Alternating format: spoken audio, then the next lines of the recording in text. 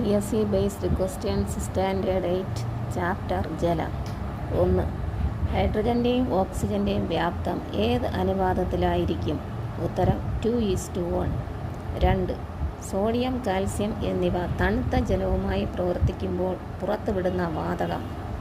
ഉത്തരം ഹൈഡ്രജൻ. 3. ജലവുമായി പ്രവർത്തനം ഇല്ലാത്ത ലോഹങ്ങൾ ഏതെല്ലാമാണ്? ഉത്തരം ചെമ്പ്, വെള്ളി, സ്വർണം, പ്ലാറ്റിനം. 4. ശുദ്ധജലത്തിന് ആസിഡിൻ്റെയും ആൽക്കലിയുടെയും സ്വഭാവം ഇല്ലാത്തതിനാൽ ജലത്തെ ഏത് പേരിലാണ് വിളിക്കുന്നത്? ഉത്തരം നിർവീര്യലായകം. 5.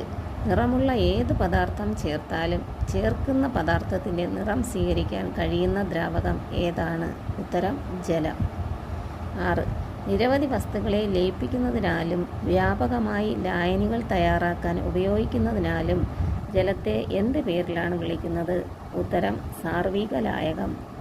7. സോപ്പ് നന്നായി പതയാത്ത ജലത്തെ ഏത് പേരിലാണ് അറിയപ്പെടുന്നത്? ഉത്തരം കഠിനജലം. 8. സോപ്പ് നന്നായി പതയുന്ന ജലത്തിന് പറയുന്ന പേര് എന്താണ്? ഉത്തരം മൃദുജലം. 9. ജലത്തിൻ്റെ കാഠിന്യത്തിന് കാരണമായ ലവണങ്ങൾ ഏതെല്ലാമാണ്? ഉത്തരം കാൽസ്യം, മഗ്നീഷ്യം. 10. കഠിനജലം ഉണ്ടാകാൻ കാരണമായ ലവണങ്ങൾ ഏതൊക്കെയാണ്? ഉത്തരം കാൽസ്യത്തിൻ്റെയും മഗ്നീഷ്യത്തിൻ്റെയും ലവണങ്ങൾ.